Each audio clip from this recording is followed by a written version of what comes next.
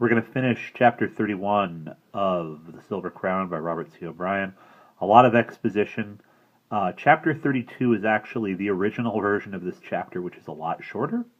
And if you, like me, I tuned out while I was reading yesterday.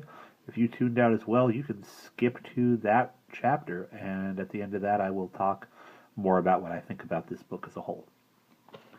They watched her every step of the way. They could not very well get her away from the police without her knowing it, but they could, and did, get the police away from her by a brutal and effective trick, a senseless murder. It was simple enough after that to trick her into Mr. Gates's car, a new car, bought or stolen just for that ride. But Mr. Gates, so long dominated by the machine, was not thinking very clearly on his own, nor driving very well. He blundered, gave away the show, and let Ellen escape. They sent their best or worst man to recapture her. He too failed. Then, as we know, in the end, she walked into their hands. But, coming as she did, in a group of other children, and without the crown, they didn't know who she was.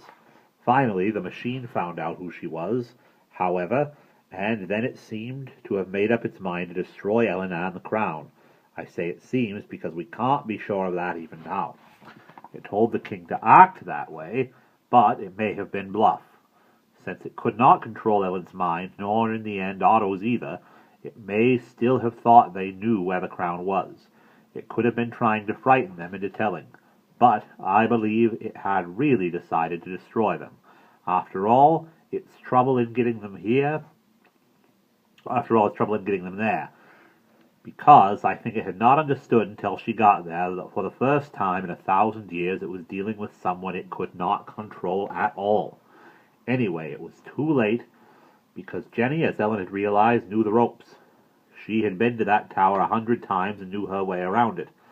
So instead of trying to run away, she ran directly to the last place they would look for her, to the machine itself, carrying the crown with her. When she got to the throne room, she found it empty, so she hid in the machine's own chamber. She knew they would all soon be there.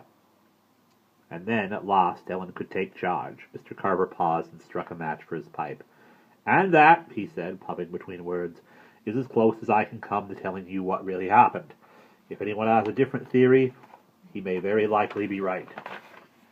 Ellen said, "Now that the machine is gone, my silver crown is just a crown. Do you think that if I went back to the cave and put it on, I'd still hear that music?"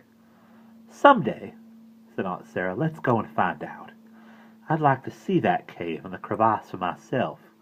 Jason, Mr. Carver, can come too, and Otto can be the guide if Mrs. Fitzpatrick will let him stay with us for a while. I'll write her and ask if he may." Ellen had told Aunt Sarah about Otto and the trucks. "I'd like to go," Otto said, "as long as there isn't anybody chasing us." But Ellen had a strange feeling that when they got there, the crevasse and the cave and the hollow tree and all the rest would be gone. Already the whole thing was beginning to feel like something that had never happened. She felt this, but did not say it. Otto was looking at Mr. Carver and Aunt Sarah in a peculiar way, and she recalled the conversation he had had with her long ago as they first approached the crevasse. The two grown-ups had, after all, been acquainted for days, and here they were sitting together, and rather close too, on the garden bench. Otto watched them with a mysteriously pleased expression on his face. And then he said, addressing them both, "By the way, how do you like each other?" Ellen was not sure whether to laugh or be embarrassed. Aunt Sarah may possibly have realized what he meant, for she turned pink.